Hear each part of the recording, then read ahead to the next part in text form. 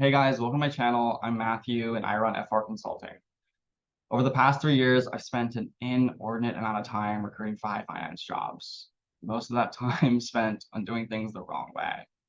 There's a lot out there on technicals, behaviorals, fit-based questions, market questions, what high finance jobs are, and how to go about finding them. But in terms of networking, when I was recruiting and even when I was doing research for this video, all I could find was people telling me to do it and that it leads to a referral or a resume push, but nothing on actually how to get that referral or that push. And so this call is taken from some of the free strategy calls that I do here and there. And over the course of quite a few of them, I've received many questions on how to conduct the coffee chat or a networking call. And so my hope is that by the end of the video, you have a much, much better idea of how to go about doing one. I remember my first 20 coffee chats, or am haunted by them. But like with most things, the more I did, the better I got. And so what's presented on the call is the structure that I arrived at after doing 200 or so chats. This is the way that I learned it and what gave me access to job opportunities that I once thought were beyond my reach. And so if you can take this, apply it, get results from it, and make it even better, that's exactly what I want to happen. If you do have any outstanding questions about networking calls or any other recruitment-related issues, feel free to drop them in the comments or send me a DM on LinkedIn. Anyways, I won't waste your time any longer. We'll get right into it. Wait, sorry. So just to contextualize what's going on here, the student that I'm talking to is from UBC, the school that I go to in Canada, and wants to break into wealth management. Now, up to this point, he'd had a couple of finance internships, but none in high finance. And in his efforts to break in, was struggling with two networking issues. So one, the response rate to his cold outreach, and two, converting these calls or chats into interviews. Now, on these strategy calls, I usually talk about specific parts of a coffee chat, but in this case, it was helpful for me to walk him through the whole thing. And what I do walk him through is still relevant to all these other high finance jobs because the goals still remain the same. On the coffee chat, you want to do three things, right? Impress them, build rapport with them, and get a referral. And so on this call, we walk through quite a few things. So coffee chat itself and the three parts of it, the beginning where they tell you about yourself, your TMAY is really important. The middle where you have a conversation, how to go about doing that properly. And the last part of the chat where you actually ask questions that you care about. And we also walk through methods of cold outreach, why email is better than LinkedIn, why networking as a whole is important, and a simple game plan for him to use to get into wealth management. Now let's actually get into it. Like, let's say I was a wealth management employee, right? And you were just meeting me on a coffee chat. How would you take the first couple minutes of the coffee chat? Yeah, Yeah, imagine my definitely. name's Joe. I'm Joe, okay? So Okay, sure. Yeah, thank you. How's it going? I'm Nice good. to I'm help. good. How are you? Yeah, I'm doing well, thank you. How was your weekend? How was your whole week? How's your work going? It was good. It was good. Last week was good. Got a little busy, but managed to hang out with the family this weekend, so that was a Okay, plus. How about you? that's How's nice. school going?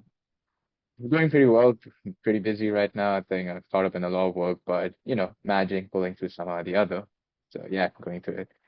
But yeah, firstly, I want to thank you for meeting me on this call. Absolutely, a thing. I appreciate for taking some time off of your day. I know you have a busy day, so I greatly appreciate for that. And I think the reason why I actually reached out to you was because, firstly, I'm excited. I'm actually wanting to, break into maybe wealth management later on as well as internship.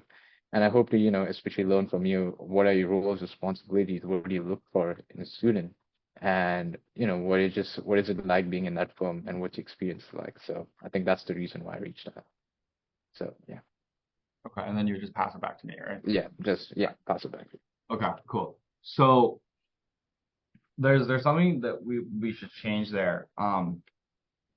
So first, don't say maybe. Just be like, I want to do wealth management. That's why I'm talking to you, Okay. right? Just like then it's sort of like, oh, he's just talking to me randomly because like wealth management is one of a few that he's considering. It's no like wealth management is what you want to do. Mhm. Second, and this will require some work on your end, but when you took hold of the conversation there, right, where like because you noticed it was dying right Yeah. after I passed it back to you, and then you're like, okay, cool, thanks for hopping on, right, and then that's when you launch into your sort of like whatever scripted thing it is. I would be like, hey, thanks, Joe, for hopping on. I'm really interested. Thank you for taking time. I'm really interested in learning more about you and wealth management because that's something I'm incredibly interested in. But Hmm. if it's all right with you, I'd love to just give you a little bit of background about myself and then hopefully hear more Okay. about you and your experiences. Bang. Right. He's like, yes.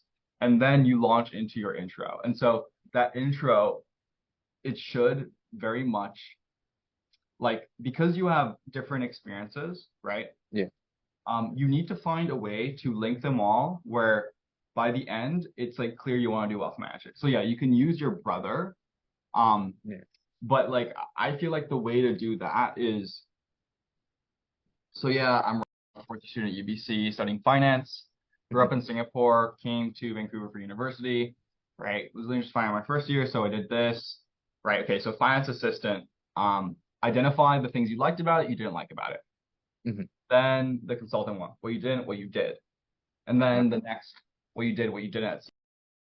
And Right. so if you, and you can ask your brother this, right? Like if you work backwards from the wealth management role, especially Yeah. like that of like a junior analyst, Hmm.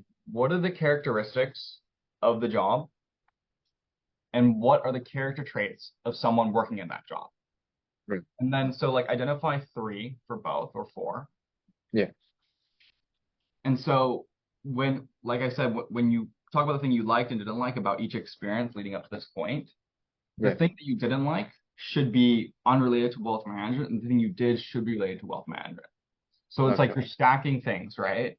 So you're Hmm. getting closer and closer and closer to wealth management after every position. He doesn't necessarily know that, but by the Yeah. time you've mentioned CM, it's like, oh shit, like he's basically talking about my job, at least in the Yeah. traits, right? Or sorry, Okay. the characteristics, my bad. Hmm. Characteristics of the job, because we're talking about what you did and didn't like about them.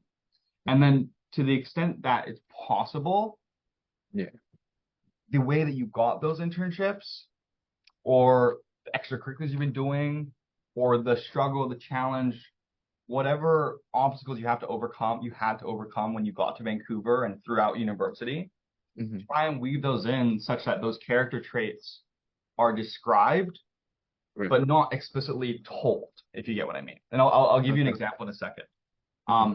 So that's what I do. And then you have the catalyst for wealth management, right? And the unfortunate thing is that you don't have any wealth management experience. So your Right. catalyst needs to be either right before Right. or during CMLS, which I think it makes sense. And the way that I'm seeing it is like, hey, you do the things, you're like, and then hey, one day, my brother was in Vancouver and I Hmm. was talking about my job because like, I was working at a new like mortgage, whatever, analytics platform. And he told me about, working at UBS in Singapore and how he had the client exposure and how like he got to build relationships with them at the same time, was involved with the markets and had, sort of a dynamic job in that way Hmm. blah blah blah blah. That's the catalyst, and then it's like stars align. You're like, and from my past experiences, I realized that a lot of the characteristics of wealth management, what I enjoyed, and so that's why I'm talking to you today. Okay. You know what I mean? So it's like, Yeah. Like building up that story in a way, I think why and lead it to why I want to be part of wealth management, I think, in a way, exactly. the characteristics. Because or else it because if it's not like that, then you just look like a student talking to a person, learning about the job, not a potential colleague. And Okay. you want to come off as a potential colleague. Do you know what I mean? Yeah, absolutely. Okay. So I'll give you my investment banking one, the one that I would usually use, but you can see how like it's very much similar in the Yeah. traits and the characteristics. So, hey, I'm Matthew. I'm a second year student at UBC Startup School of Business. Grew up in Singapore. Grew up playing water polo competitively for the national team. I got injured after a couple of years, and so I went out to high school, boarding school, sorry, in Canada, and finished high school a year early there. So I went back to Singapore to do my military service. Little Hmm. jaded going in. I felt the government was taking prime years away from me. But after about a year, I realized I learned a ton about teamwork, diligence, perseverance, and leadership. And it was actually around that time when I had a bit more free time in the military where I took up a part-time job as an event server and got to serve an event at Nomura in Singapore and talk to a banker there. It told me all about the high pressure, fast-paced environment of his job And from playing sports competitively growing up and being in the military up to that point, I grown to really love those environments for the development you experienced as a person, the learning that you got, and just the transformation that happened. And so still unsure as to what banking entailed, I went straight home and read The Excellent Investment Banker and got even more interested. And so coming into UBC, I just wanted to bridge the gap between the class and work environment as soon as possible, knowing that investment banking was where I wanted to be. And so as soon as I got access to the job portal, started applying to jobs, managed to get a private equity internship in my first year, got to sit in the investor seat, see what makes a good and bad business. But I want to work on a higher volume of deals. And so I leveraged that for a corporate development internship that summer at a digital health company in Vancouver. Worked on the team there, got to work on a ton of deals, but it was all in the healthcare space. And so I wanted something that had a bit broader exposure. And so that's why I'll be going to M&A advisor this summer. But in the meantime, I've continued upgrading, my financial skills, stock pitches, case competitions, and the like. And I'm still really excited to learn more about M&A and honestly really want to be in investment banking. So that's why I'm talking to you today. Do you get what I mean? So it's No, like yeah, you have the character trait at the beginning, right? And then as sure. soon as I get to the experiences, it's like, okay, so like he likes analyzing businesses, cool. But he wants something more fast paced. Okay, he wants the higher volume of deals, but he wants something broader, so generalist, right? So do you see what I mean? Yeah, absolutely. Yeah. Okay. Yeah, So, I so do mean, that with wealth management. Sorry to interrupt you. okay. Oh, no, go for it. Yeah, no, So just, no, okay. go ahead. I was gonna Yeah. say, So, sorry. Yeah. Just out of curiosity, I mean, when you start that conversation, I think definitely it's got to be a bit of conversation, but right after that bit of a conversation in the first few minutes, I think when it's time for those brief introductions, it's just what you deliver, I think, as to, your background and why you're particularly chatting with that person. sorry. So what's the question? No, so the question is, I think, do you usually, when it comes to this introduction, is this what you say? I think, especially, I think, connecting your background to the current role, to the role that you want to apply within that person's department and why you're intending to chat with them at the moment. Is that how you give them introduction? Yeah, so I can't understand the whole thing because the mic's a bit muffled, but Okay. what I got is just like, do you just give the intro that I just gave and say Hmm. a few other things? Yeah. Okay, Yeah. so no, I just give the introduction as I would give it, and Okay. it depends on like I think the vibe, but sometimes I would shorten the description of the experiences to maybe Right. like for the private equity one, I'd just be like, and I worked at a private equity firm my first year, then I Yeah. worked with a corporate development firm, and Hmm. I've learned so much about M&A, still excited to learn more. I Right. love working on deals, so that's why I'll be Okay. going to M&A advisor this summer. Yeah. But that's why I'm talking to you. Do you get what I mean? No, yeah. Totally Okay. understand. So certainly keep the first part all the time Okay. because like that's the thing that the way I describe it is it hypes you up, right? Okay. And people feel like it goes from what's a conversation for the first 3 minutes when you're shooting the shit to something more scripted, and then it Yeah. goes back to a conversation. But if you Yeah. think about it, it's 2 minutes of like a 25-minute chat. Yeah. And if that's the only point that you have to show your candidacy, Hmm. you gotta take it. You gotta take it. Yeah.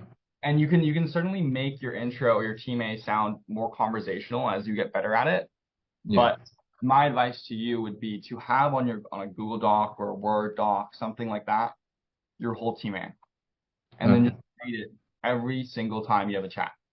I Okay. would practice it in the mirror first just to like make it more conversational. Yeah. But certainly the process should be if this is like you don't know what a TMA is because you haven't written it out, and this is like you know exactly what it is, but it sounds too scripted, you have Mm-hmm. to go here first Yeah. and walk it back to something in the middle. Right. Absolutely. No, yeah. You can't sound like a robot. You can't you Yeah. just can't keep stating stuff. I think it has to Yeah. be conversational. So, okay. Yeah. By the way, I'm just writing down some notes whenever I look down. Just want to keep you know. All good. All good. Yeah. So don't try it on the fly. Okay. Just practice it until like you can use it whenever. Um, Okay. so that's one thing for the coffee chats, and then I think I've sent you the networking guide, so you should Yeah. have an idea of the structure for it. Yeah. I'll get to like the outreach itself in a second, but the other tip I'd give is when you are in that middle portion of the chat, right? Because Yeah. the first 6 to 8 minutes always the same. The last 5 to 10 minutes always the same, right? Yeah. Just that middle, that's the challenge. Yeah. And so what your goal is is probably threefold. One, no awkward pauses. Okay. Two, don't get a yes or no answer for anything. If you do, you're asked a bad question. And three, get him to talk longer. The longer he talks, the better your question is, or the better he feels, Mhm. or she. So that should be like what you're thinking of when you go through that middle process. Yeah. And the way that I tell my clients to do it is imagine the conversation like you're throwing a ball back and forth. Yeah. When, right? And you ask a question, they catch it. Cool. And then he Mhm. juggles it while he answers, right? Okay. And he passes it back to you. And so what Right. most students do will just pass it back to him immediately. Mhm. It's like boop, wait, pass it back, boop, right? Yeah. But you should catch it and then juggle it for a bit, Mhm. a lot shorter than what he juggled it for, but still juggle it. And that juggling shows when you synthesize their answer that you, one, are listening, and two, understand. Yeah. Because it's so easy to tell when someone's just reading from a list of questions. Yeah. And what like students will do is they ask the question, they wait until they hear their part of the answer that they want to hear, and then just tune out the Mhm. rest of the answer, Yeah. and then just wait Absolutely. for it to end. And Yeah. so, No. like it's so easy to tell when someone does that. Um, and that's just it's gonna ruin you because like the other person knows. And you're reminding them that you're a student, which is not Right. right, which is what we said we shouldn't be doing. Yeah. So catch the ball, synthesize the answer, spend 20 to 40% of the time that he took to answer your question, Yeah. reiterating what he said to you, paraphrasing it, but showing that you understand it. And this is where like you can show your candidacy in another way is to the extent that there's wealth management terminology or like taking a step back, there is finance terminology, certainly, right? When he says something, either say it the same or say the alternate word, right? But like Mhm. show that you can speak like a banker, like an investor, like a financier, that you can speak like that. Goes Mhm. back to reminding them that you're a potential colleague and not a student, Right. right? And then you just keep doing that. And so the other formula to use is there's a combination of things, right? One, you want to move the conversation forward, and Yeah. two, you also want to show you're interested in that. So you can ask a combination of follow-up questions. So he answers, and Yeah. then you dive deeper into the answer. So, oh, that was interesting. You told like that's cool that you guys get to work with clients so closely. I thought juniors didn't get to do that, but honestly, that was Mhm. something I loved from working at that finance assistant job in Singapore. What is that dynamic like? How often do you get to talk to them? What's the frequency? You're diving deeper, right? Not Yeah. necessarily something that you care too much about, Yeah. building rapport. Yeah. He answers it, cool, you juggle it, whatever. And then it's like, okay, that makes sense. Thanks for letting me know. Or like yeah, great, blah, blah, Mhm. blah. So, you know, like has the job lived up to your expectations? So it's like moving the conversation forward, right? So it's like Mhm. you're bouncing off that. Um, Yeah. just rotate between those two things. Okay. And then you should be able to make it to the 20-minute mark pretty easily. Mhm. Okay. I certainly have a list of questions, but Yeah. don't stick to them strictly. Like let him take the lead. And Mhm. if he's straying too far from your intended path, then be like, hey Joe, I'd love to hear more about that, but just to respect both our times, I'd love to move on to, Yeah. right? Okay. Cool. And then yeah, 20-minute mark. The scripts are in the guide that I sent you, but Okay. yeah, hey Joe, just wanted to make sure you had time for a couple more questions. I realize we're coming up on time here. Mhm. Yes. Okay, cool. Thanks. Moving on to the recruiting side of things. Bang, you ask the questions. And then that's Right. where you can kind of gauge if he liked you or he didn't like you. But Mhm. regardless of how the chat went up to that 20-minute mark, just ask. Okay. Just yeah. Because you can't read them. Yeah. Yeah. Yeah. Absolutely. You can't So just. Yeah. exactly. Yeah. So ask the questions you want answered. And then my recommendation is always to ask for concrete advice at the end of the chat. A lot of the times these people just give you bullshit answers when you're like, how should I best position myself for an interview, or how would I get an interview? Like, Yeah. learn as much as you can. Read the news. It's like, okay, thanks, bro. Yeah. Like, no, fair enough. Okay, so it was the news thing. Like, oh no, that sounds good, and that's certainly something I've been doing. Are there any particular events or markets or concepts that I should be reading about on a consistent basis. Yeah. Try to get something out of him that's not like a normal answer. You get what I mean? Right. Yeah. No, Second, second would be if you're like, it's the advice thing, you're like, and he's like, learn as much as you can. I'm like, fair enough, or like, don't say fair enough, but like, thanks. But just to give me a bit more insight into that, what would that look like concretely on a daily basis? Mm-hmm. Okay, you get it. And that Yeah. gives you things to then follow up with them on a month, 2 months down the road. Mm-hmm. Regardless of whether you followed their advice, just say that you did and say that you achieved something because of it. Yeah. People love that. And now you're building rapport offline, right? Yeah. And Yeah. now you're the kid that he remembers because Yeah. like no one else is gonna do that. Like Yeah. I probably tell people this all the time in these calls. I bet no one's doing it. So and I feel like you Yeah. will. So that's how like the coffee chat, all the techniques. Do you have any questions about that? Um, Actually, no, just digesting what you're saying. I'm thinking just taking out the notes. I think I'll definitely come up with the follow-up questions after this once we're done. Yeah. Okay, cool. Now in terms of outreach, I'd certainly switch to email. Okay. I'd stop using LinkedIn. Okay. Um, the basis for that is just like, I mean, in terms of like how many times they check it, email they're gonna check more Mm-hmm. if they're a good employee. Yeah. Uh, but also just like certainty, like they're certainly checking their email every day. Yeah. Not so for their LinkedIn.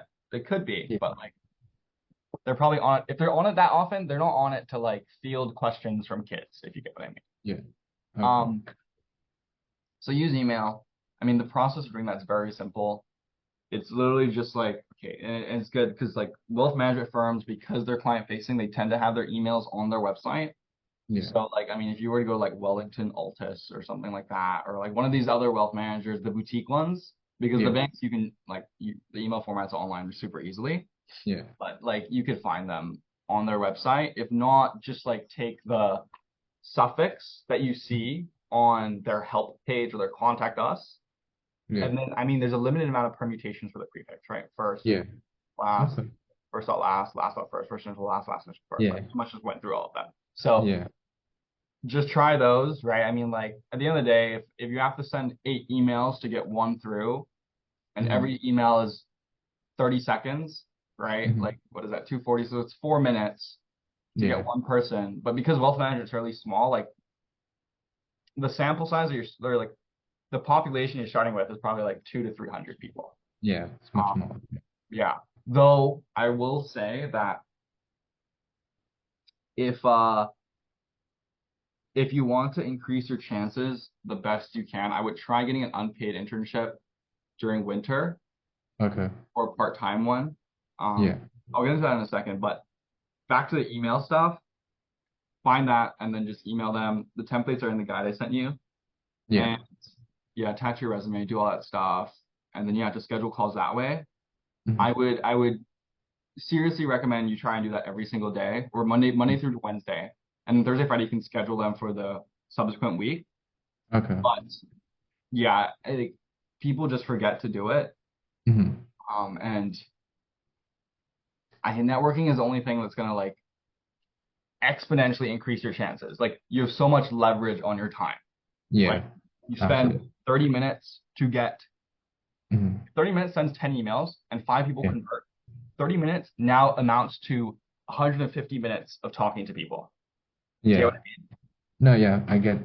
So, I mean, you spending more time talking to people than actually sending those is essentially those emails and all. So I think that's more of a value when you compare the two values. I think definitely having that chats, it's much more valuable. So yeah. Well, I meant more in regards to like, would you rather cold apply or would you rather talk to the person and then just have them push your resume instead? Because a Oh, cold okay. application and doing all that like takes probably Yeah. like an hour, Oh, yeah, right? absolutely. And so 5 applicants, anyways. I think you get my point, but Yeah. certainly use email. And then Okay. oh, So just curious. I mean, I know you've done your extents. I mean, you've gone through it so much, I think, but is networking actually the biggest, I mean, way to really, boost your chances? Because I mean, so many of my friends, I think they're going to be graduating soon, they're just applying endlessly. And as you mentioned, I think the success rate is so low. So in a way to really stand out, I mean, I've done it also myself, got a referral for this role, but especially for these type of, competitive roles, regardless of whether it was IB for you or when it's wealth management, I think in a way to boost your chances really, do they actually look at, who you're networking at? In a way, is networking actually the way to really, break into these roles?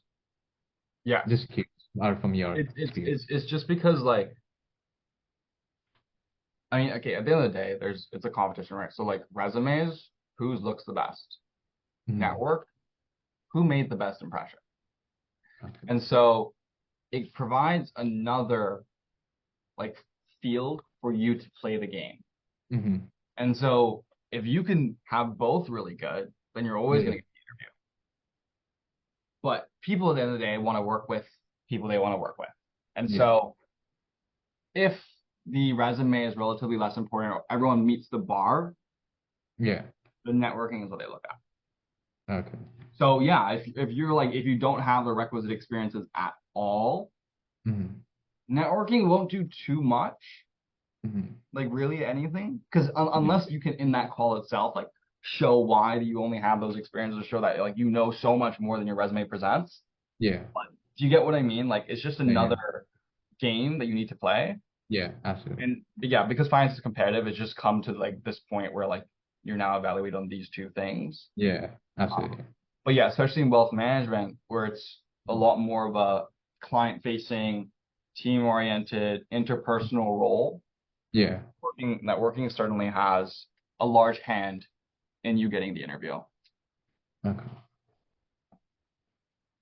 Right. Yeah. Definitely. Thank you for that. No problem. Um, so I mean, going forward from now, I think now till, now if I'm targeting for summer of 2024, I think I'm asking maybe a bit too much, but what do you think now should the action plan be? Now, from today onwards, moving forward, how would you, if you were in my position, I think, what do you go about it from here onwards? If I were you, I would send 150 emails every week from now Okay. until the start of December, and Hmm. schedule 5 to 10 chats a week from now to the Okay. start. Uh, Okay. I'd certainly take a look at your resume first, develop that tell me about yourself with respect to wealth management, Hmm. as well as a why wealth management answer and all that. Because Okay. if they do like you on the phone calls, they will ask. They will try Yeah. to get you. And Yeah. because your experiences don't scream wealth management, they're going to ask Mhm. that question. Yeah. Um, Absolutely. and so that's what I do Okay. because you don't know when the applications are going to be. They'll Hmm. likely come out later, but if they like you, then they're just going to slot you in and be like, hey, Yeah. we'll Hmm. contact you for an interview, right? So Right. yeah, and you just don't want to miss any cycles or sorry, Yeah. processes. Yeah. So like casting a very wide net, Hmm. continually following up with the people if they don't Yeah. answer, Yeah. and narrowing in on the people who you have the best on the firms you have the best prospects with. Yeah. That's sort of the way to do it. Okay. Yeah. Okay. Yeah. Thank you for that. Cool. Yeah. Um,